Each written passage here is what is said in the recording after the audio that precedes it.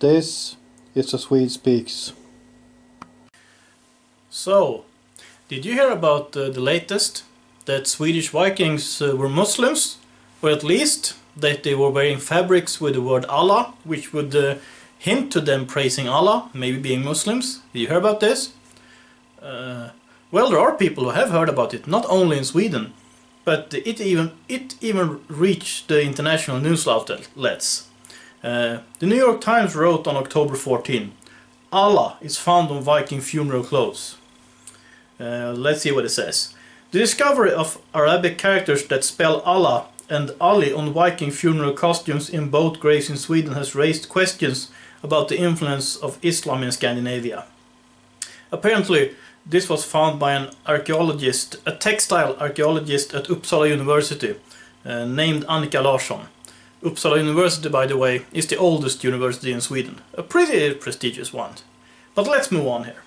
The BBC also had this story. By the way, I have looked at the pictures, and I failed to see the text Allah, but I did see a swastika. So were the Vikings Hindus? Or maybe they were members of the Nazi party, maybe they founded it, who knows? Isn't this interesting? I hope you are picking up on my sarcasm here now. Because when this story broke, I was telling a lot of people in Sweden immediately just got this story and they believed in it, they fell for it, because this fits a narrative in Sweden. And I'm not talking about sane Swedes, I'm talking about the politically correct crowd who just would love their ancestors to have been influenced by Islam, to point out how alike we are to the Muslims and things like that, I guess. However, I've seen several articles debunking this story. But let's take the one from The Independent. Yeah, I know, the Saudis own The Independent, but even they had to debunk the story. So, The Independent said yesterday, Viking textile did not feature word Allah, expert says. Medieval Islamic art and archaeology professor Stephanie Mulder disputes the findings, saying the inscription has no Arabic at all. And she also said something, let's see, right, here it is.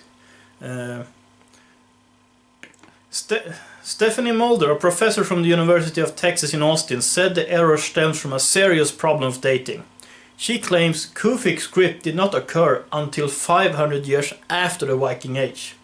It's a style called square Kufic and is common in Iraq, Central Asia on architecture after the 15th century, she wrote on Twitter. Maybe the Vikings were time travelers.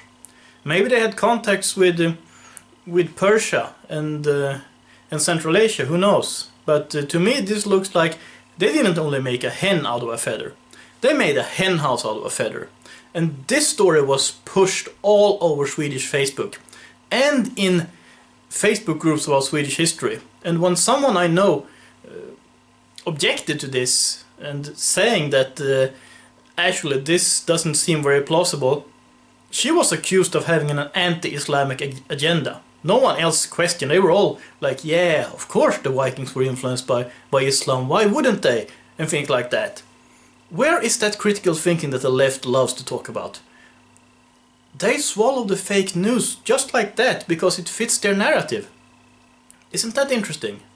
So, I just wanted to say a few words about this story, and I really find it hilarious. I mean, because I knew that this story was going to fall, because I understood this cannot be real, this cannot be true.